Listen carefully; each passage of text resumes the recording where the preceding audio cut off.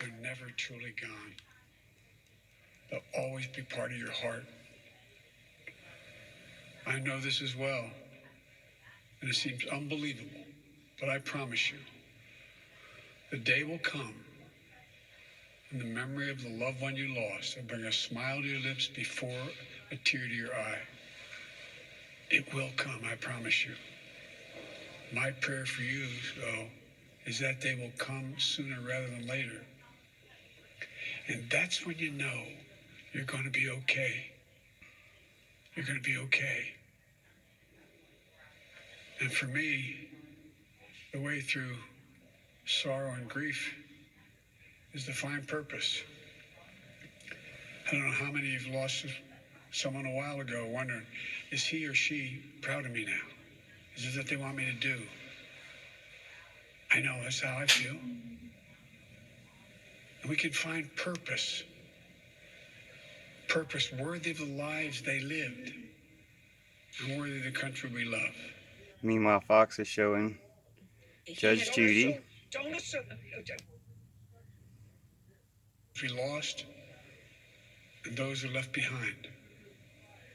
But as we all remember. And meanwhile, NBC is showing regular news. Stay socially distanced, to mask up, get vaccinated when it's your turn. Meanwhile, CBS is actually showing it. But we'll watch ABC because it's coming in better. It's not. Well, I wish. It's our fellow Americans. It's our neighbors, our mothers, our fathers, our sons, our daughters, husbands, wives. We have to fight this together as one people, as the United States of America. That's the only way we're going to beat this virus, I promise you. Sorry, ABC is the better one. Only way. Milestones no longer mark our national mourning. These milestones, I should say, no longer mark our national mourning. Let this not be a story of how far we fell. We can do this. For in this year of profound loss, we've seen profound courage from all of you on the front lines. I know the stress, the trauma, the grief you carry, but you give us hope. You keep us going. You remind us that we do take care of our own, that we leave nobody behind. And that while we've been humbled, we have never given up. We are America. We can and will do this. In just a few minutes, Jill and I, Kamala and Doug, will hold a moment of silence here in the White House, the people's house, your house. We ask you to join us, to remember so we can heal, to find purpose in the work ahead, to show that there is light in the darkness. This nation will smile again. This nation will know sunny days again. This nation will know joy again. And as we do, we'll remember each person we've lost, the lives they lived, the loved ones they left behind. We will get through this, I promise you. But my heart aches for you, those of you who are going through it right now. May God bless you all, particularly those who've lost someone. God bless you.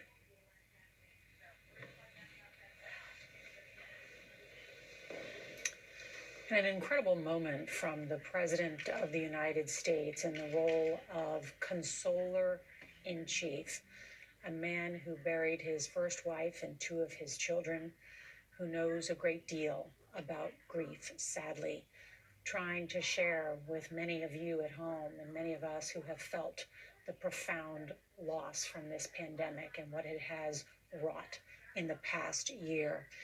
He said to heal, we must remember. And that's why now you see that is the south portico of the White House, where there are candles lit up because they want to have a moment of silence at sunset. to remember, as the president said. We need to remember in order to heal. Major Garrett, you have followed this president. What grief and loss is. He lost his wife, he lost his young daughter, he lost his son just a few years ago to brain cancer. When you speak to people who know Joe Biden, they tell you this is the Joe Biden that they know and love, that someone who can speak with compassion, that someone who understands in his soul what it means to lose a family member. And when he tells you, the American public tonight, that he knows what that feeling is like to look out and see an empty chair at that dinner table, he's speaking from experience. And he also said, David, there will come a time when you will smile in remembering these people that we have lost. The smile will come before the tear, and he knows that in speaking through personal experience.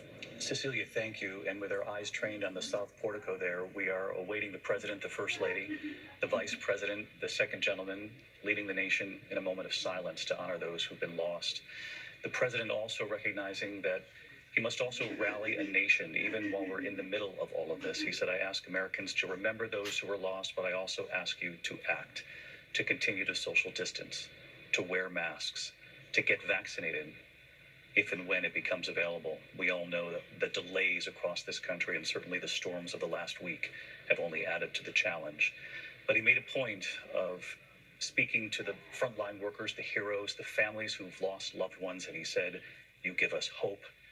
You keep us going. And Dr. Jen Ashton, a year ago, you and I came on the air with just those early numbers. And even back then, we vowed to make sure we remembered these were lives.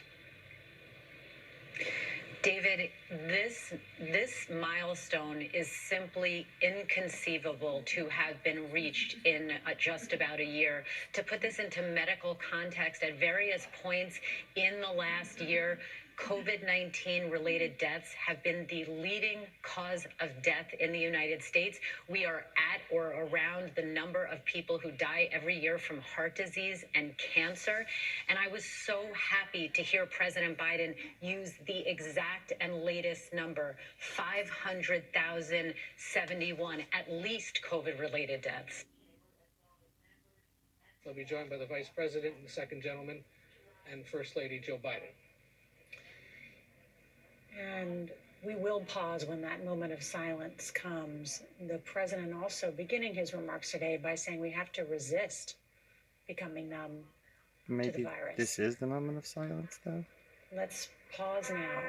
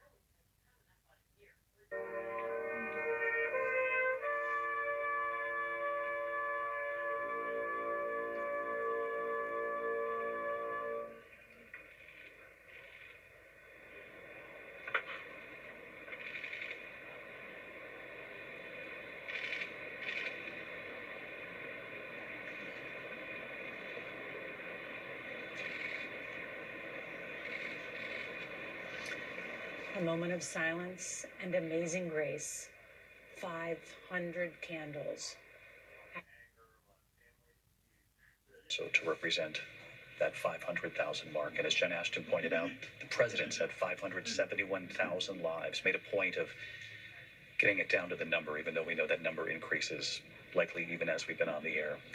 One other note, President Biden has also ordered flags to be flown at half staff on federal grounds until sunset on February 26 for the next several days in our country to pay respects. And there you see the flag there at the White House.